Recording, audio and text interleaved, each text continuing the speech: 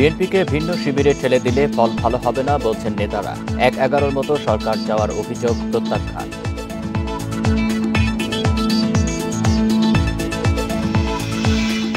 Elephant রোডে ব্যবসায়ীর ওপর হামলার আসামি ছাত্রদল নেতা মিঠুনকে থানা থেকে ছিনিয়ে নেওয়ার চেষ্টা, ৫ পুলিশ আহত।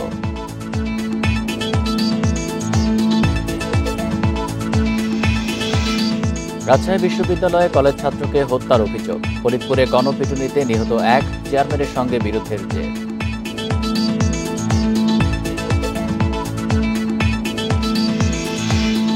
দশম গ্রেডের বেতনের দাবিতে শাহবাগে প্রাথমিক বিদ্যালয় শিক্ষকদের অবস্থান, দাবি না মানলে কঠোর কর্মসূচির হুঁশিয়ারি।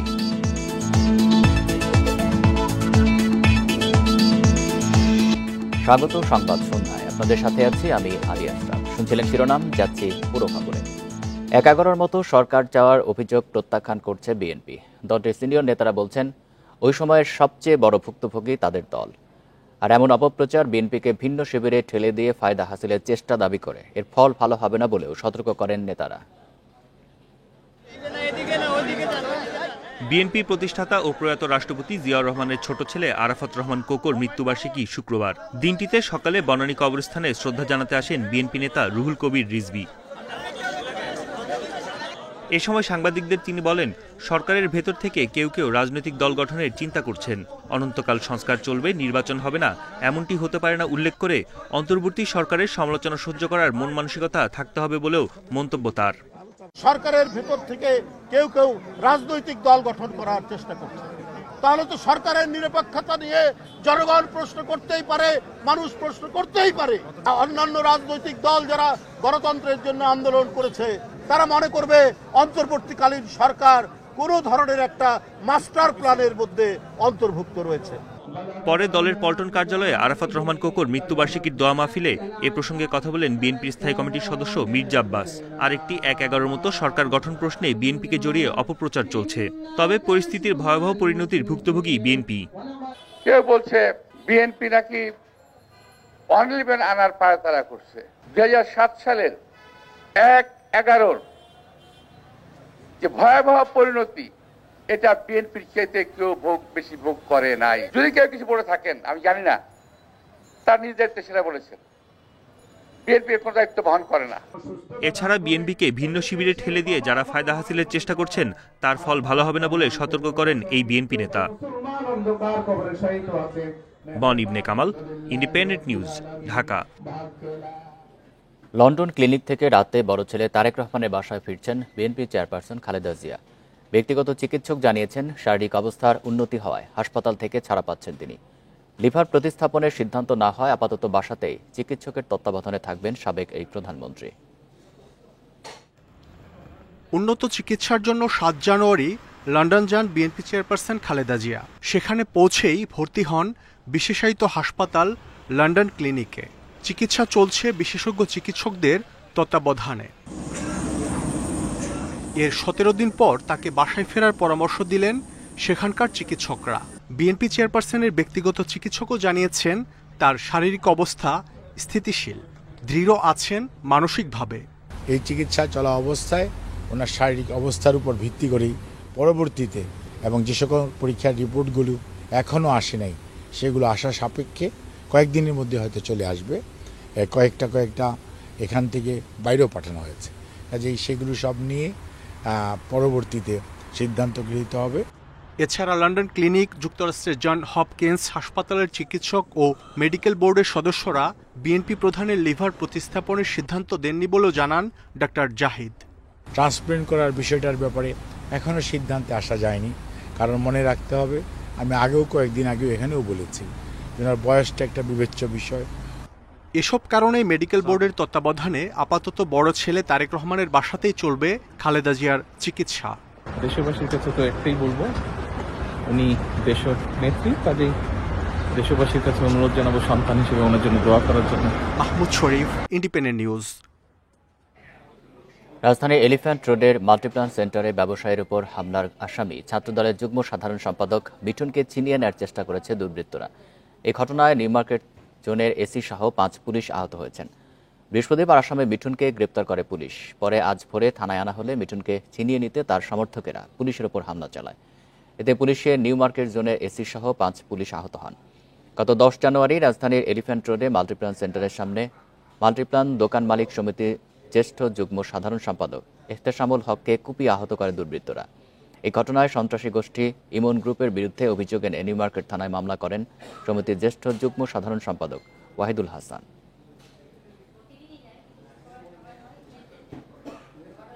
রাজশাহী কলেজের শিক্ষার্থী শিমুল শিহাবের মৃত্যু দুর্ঘটনা নয়, তাকে হত্যা করা হয়েছে বলে অভিযোগ স্বজনদের। শিমুলের বন্ধুরা বলছেন তাকে রাজশাহী বিশ্ববিদ্যালয়ের ভেতরে কয়েকজন মারধর করেছেন। তবে প্রক্টরের দাবি ক্যাম্পাসে মারধরের কোনো ঘটনা ঘটেনি। বাইক দুর্ঘটনায় মৃত্যু হয়ে থাকতে পারে শিমুলের। বৃহস্পতিবার রাত 10টার দিকে রাজশাহী বিশ্ববিদ্যালয় ক্যাম্পাসে বান্ধবীর সঙ্গে আড্ডা দিচ্ছিলেন রাজশাহী কলেজের শিক্ষার্থী শিমুল শিহাব। এক পর্যায়ে তাকে আহত অবস্থায় উদ্ধার করা হয়। হাসপাতালে নাও হলে তাকে মৃত ঘোষণা করেন চিকিৎসক। এখানকার আনইউজুয়াল যে কোনো ডেথ যে প্রোটোকলে দিতে হয় সেই প্রোটোকল অনুসরণ করে আমি তাকে মর্চুয়ারিতে পাঠিয়ে দিয়েছি আর কি। এভাবে কোনো ব্লান্ট ইনজুরি কিছু ছিল ঘাড়ের দিকে, বাট কোনো ধরনের বড় শার্প কোনো ইনজুরি ছিল না, ব্লিডিং ছিল না, এক্সটার্নাল কোনো ব্লিডিং ছিল না, এটুকুই পেয়েছি আমি। শিমুলের মৃত্যুর কারণ নিয়ে এক এক পক্ষ থেকে আসছে এক এক ধরনের বক্তব্য। বন্ধুরা জানিয়েছেন প্রক্টরের টহল গাড়ি দেখে দ্রুত পালানোর চেষ্টা করছিলেন শিমুল। এ সময় কয়েকজন তরুণ তাকে ধাওয়া ও মারধর করে। তবে ঘটনাটি দুর্ঘটনা নয়, হত্যাকাণ্ড বলেই মনে করছে তার পরিবার। ধাওয়া দিলে মারা যাবে কি হবে? একটা ছেলে একটা বাইক থেকে পড়লে মারা যাবে, শরীরে কোনো দাগ নাই, কোনো স্পট নাই। ছেলে আমার মারা গেছে, ডাক্তারের ট্রিটমেন্ট করছে। ছেলে তো নাই ভাই, ছেলে তো মারা গেছে। বিশ্ববিদ্যালয়ের প্রক্টর বলছেন ক্যাম্পাসে মারধরের শিকার হননি শিমুল, বাইক দুর্ঘটনায় মৃত্যু হয়ে থাকতে পারে। তবে পুলিশ বলছে শিমুলকে ধাওয়া এবং ব্যাডমিন্টনের র্যাকেট দিয়ে আঘাত করা হয়েছিল। অক্ষত আছে তার বাইকটি।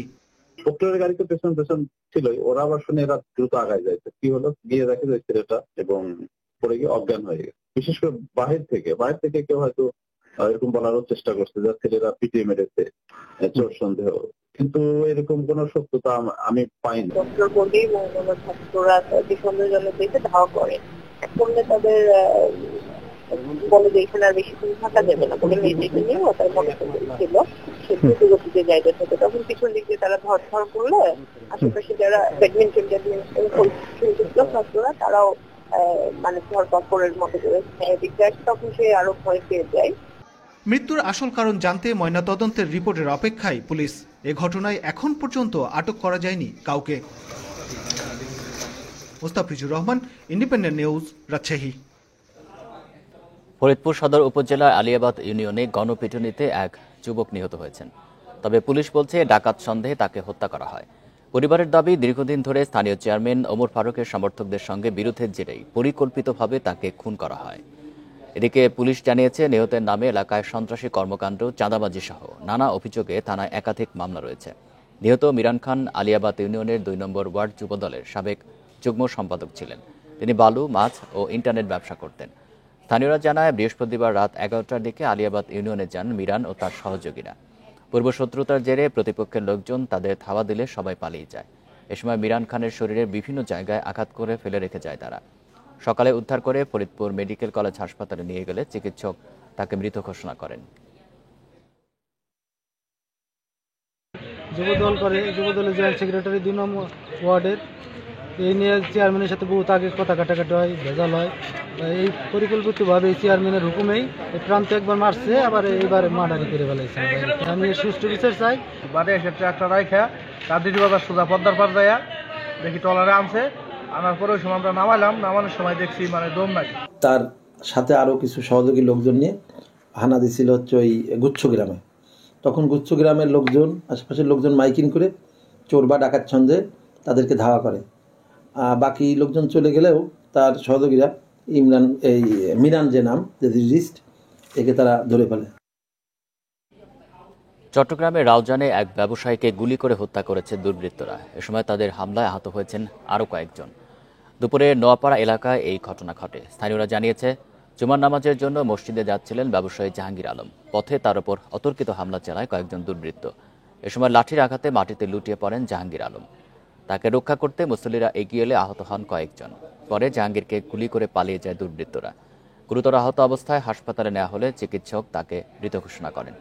এই হত্যাকাণ্ডে জড়িতদের ধরতে অভিযান চলছে বলে জানিয়েছে পুলিশ।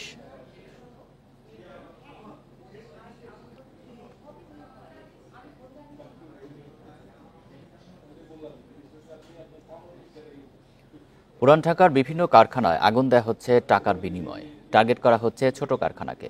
এমন দুটি ঘটনার ফুটেজ দেখে এক নারীকে গ্রেপ্তার করেছে বংশাল থানা। এই কাজে জড়িত একটি চক্র মাত্র 10,000 টাকায় বাস্তবায়ন করছে পরিকল্পনা। পুলিশের ধারণা, অস্থিরতা তৈরির উদ্দেশ্যে এভাবে আগুন লাগানো হচ্ছে। সিসিটিভি ক্যামেরার এই ফুটেজ গেল বুধবারের। পুরনো ঢাকার কয়েকটুলির বিকে লেইনে এই জুতোর কারখানায় আগুন দিতে দেখা যায় এই নারীকে। শ্রমিকের বেশে কারখানায় ঢুকে কয়েক জায়গায় আগুন লাগান তিনি। কাছাকাছি সময় আরও একটি জুতার কারখানায় আগুন দেন আসমা বেগম নামের এই নারী। বোরকা আর মাথায় ওড়না পেঁচিয়ে নিজের পরিচয় ঢাকেন আসমা। কাজ শেষে দ্রুতই সটকে পড়েন। পুলিশ বলছে প্রতিটি ঘটনায় 10,000 টাকার বিনিময়ে কাজ করেন আসমা বেগমের চক্র। আদালতে 164 ধারায় অন্তত 3টি ঘটনার স্বীকারোক্তিও দিয়েছেন আসমা। বিকেলেনের ঘটনায় সহযোগী হিসেবে নিপুণ, সুমন, ইব্রাহিম, মমো, সাহেবের নাম জানিয়েছেন, যেখানে আগুনের পরিকল্পনা করেন সবাই মিলে আর বাস্তবায়ন করেন আসমা। এই কাজের পেছনে কোনো রাজনৈতিক উদ্দেশ্য আছে কিনা তা খতিয়ে দেখছে পুলিশ। সম্প্রতি হাজারীবাগে চামড়ার গুদামের আগুনে তাদের সংশ্লিষ্টতা নিয়েও তদন্ত চলছে। পুলিশের ধারণা, অস্থিরতা তৈরি করতেই এমন পরিকল্পনা। প্রাপ্ত তথ্য এবং অন্যান্য যে গোয়েন্দা তথ্য আমরা মিলিয়ে এই ঘটনার সাথে আরো যারা জড়িত আছে তাদেরকে আইনের আওতায় নিয়ে আসছে। অগ্নিকাণ্ডের ঘটনায় জড়িত থাকার অভিযোগে একজন মহিলাকে হাতে গ্রেফতার করা হয়। একই চক্র 25 জানুয়ারির মধ্যে লালবাগ ও ওয়ারি এলাকায়ও আগুন দেওয়ার পরিকল্পনা করছিল। Arafatur Rahman, Independent News, Dhaka. বেতন কাঠামো 13তম গ্রেড থেকে 10ম গ্রেডে উন্নীত করার দাবিতে রাজধানীর শাহবাগ মোড় অবরোধ করেছেন সরকারি প্রাথমিক বিদ্যালয়ের সহকারী শিক্ষকরা। সকাল থেকে কেন্দ্রীয় শহীদ মিনারে সমাবেশ করার পর বিকেলে রাষ্ট্রীয় অতিথি ভবন যমুনার দিকে যাত্রা শুরু করেন তারা। তবে শাহবাগ জাতীয় জাদুঘরের সামনে তাদেরকে আটকে দেয় পুলিশ। পরে সেখানেই সড়ক অবরোধ করে অবস্থান নেন শিক্ষকরা। এর আগে সকাল 11:30টায় কেন্দ্রীয় শহীদ মিনারে প্রাথমিক বিদ্যালয়ের সহকারী শিক্ষকদের সমাবেশ শুরু হয়। এতে বক্তারা বলেন, স্নাতক ও স্নাতকোত্তর পাশ করে তৃতীয় শ্রেণীর কর্মচারীর বেতন পাচ্ছেন তারা। শিক্ষকরা জানান, 2021 সাল থেকে 10ম গ্রেডের দাবি জানাচ্ছেন তারা, কিন্তু কেউ কোনো আশ্বাস দেয়নি। 5 আগস্টে পট পরিবর্তনের পর অন্তর্বর্তী সরকার এই বিষয়ে কমিটি করে দেয়, কিন্তু সেই কমিটি পরে বাতিল করা হয় বলেও অভিযোগ করেন শিক্ষকরা। দাবি না মানলে আরও কঠোর কর্মসূচি দেওয়ার হুঁশিয়ারি দেন তারা। বিদ্যালয়ে ফিরে যেতে চাই, শ্রেণীকক্ষে ফিরে যেতে চাই। আমাদের দাবি একটাই, 10ম গ্রেড, 10ম গ্রেড, অন্য কোনো দাবি নেই। শিক্ষককে জাতি গড়ার কারিগর বলা হয়, সে কারিগররা কেন তৃতীয় শ্রেণীর? আমাদের বিভিন্ন সময় আশ্বাস দেওয়া হয়েছে দাবি বাস্তবায়ন করবে, মুখে বলছে, আসলে আদৌ আমাদের কিছু করা হয়নি। শিক্ষাগত যোগ্যতার সাথে তৃতীয় শ্রেণীর এখন আমাদের যে 13তম গ্রেড, এটা আসলে এখন এই যুগে আসলে মানায় না। এ নিয়ে আরও জানাতে যোগ দিচ্ছেন সহকর্মী আনোয়ার সাদাত নূর। আনোয়ার সাদাত, শিক্ষকদের যে প্রতিনিধি দল যমুনায় গিয়েছিল তারা ফেরত এসছে কিনা, এই মুহূর্তে সেখানকার পরিস্থিতি জানাবেন।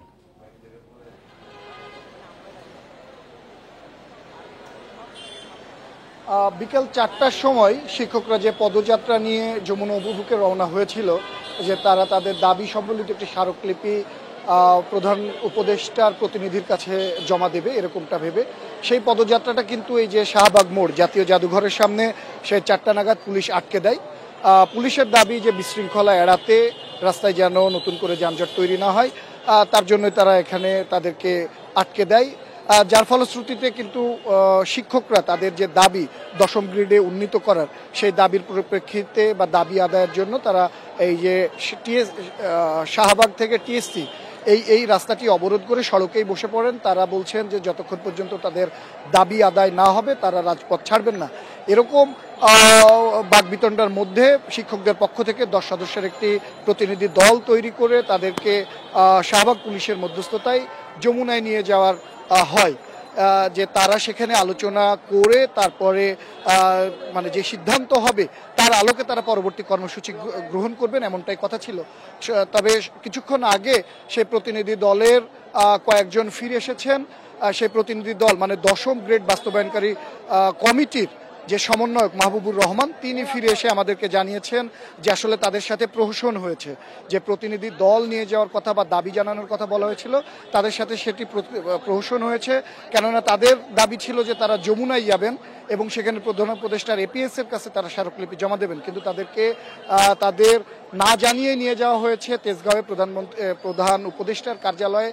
সেখানে এপিএস এর উপস্থিত থাকার কথা থাকলেও কিন্তু সেই মুহূর্তে তিনি উপস্থিত হননি।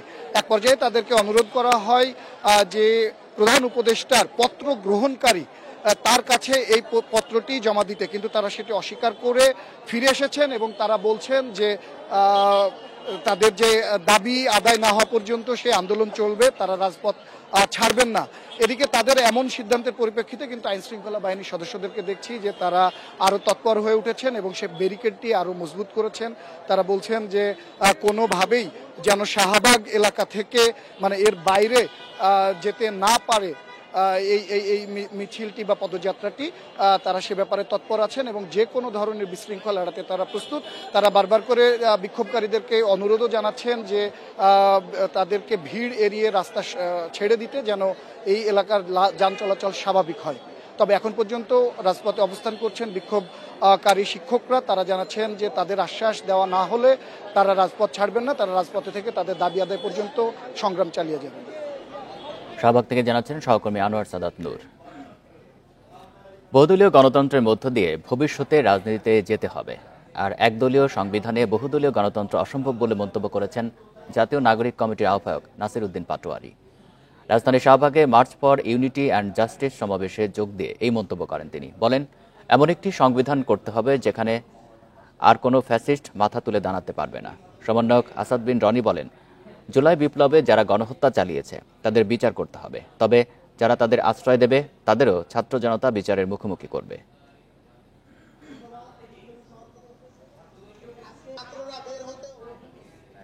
বিএনপির প্রতিষ্ঠাতা শহীদ রাষ্ট্রপতি জিয়াউর রহমান ও সাবেক প্রধানমন্ত্রী খালেদা জিয়ার ছোট ছেলে আরাফাত রহমান কোকোর 10ম মৃত্যুবার্ষিকী উপলক্ষে দোয়া ও বিলাদ মাহফিল করেছে বিএনপি। বিকেলে বিএনপি চেয়ারপারসনের গুলশানের কার্যালয়ে এই আয়োজন করা হয়। এতে দলের বিভিন্ন পর্যায়ের নেতাকর্মীদের সঙ্গে লন্ডন থেকে ভার্চুয়ালি যোগ দেন বিএনপির ভারপ্রাপ্ত চেয়ারম্যান ও আরাফাত রহমান কোকোর বড় ভাই তারেক রহমান। এ সময় মরহুমের আত্মার শান্তি কামনা করা হয়। 2015 সালের এই দিনে মৃত্যুবরণ করেন আরাফাত রহমান কোকো।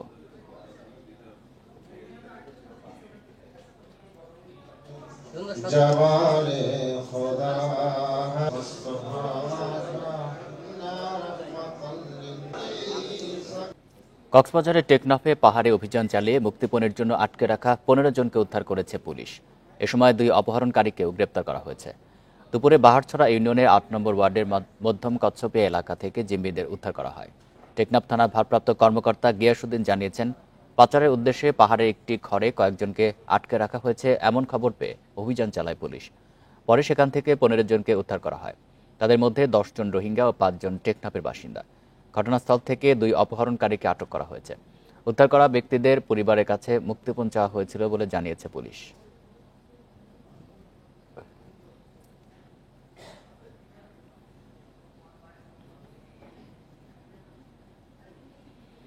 এদিকে কক্সবাজারের মহেশখালীতে অভিযান চালিয়ে অস্ত্রসহ 6 ডাকাতকে আটক করেছে কোস্টগার্ড ও নৌবাহিনী। ভোরে উপজেলার থলখাটা এলাকায় অভিযান চালিয়ে তাদের আটক করা হয়। সকালে চট্টগ্রাম কোস্টগার্ড কার্যালয়ে সংবাদ সম্মেলনে জানানো হয়, মহেশখালী এলাকায় দীর্ঘদিন ধরে কলিমুল্লাহ বাহিনীর সদস্যরা ডাকাতি, চাঁদাবাজি, জমি দখল সহ নানা অপকর্ম চালিয়ে আসছিল। স্থানীয়দের কাছ থেকে অভিযোগ পেয়ে শুক্রবার ভোরে মহেশখালীর থলখাটা এলাকায় অভিযান চালান কোস্টগার্ড ও নৌবাহিনীর সদস্যরা। এ সময় 6 ডাকাতকে আটক করা হয়। উদ্ধার করা হয় আগ্নেয়াস্ত্র ও নগদ টাকা।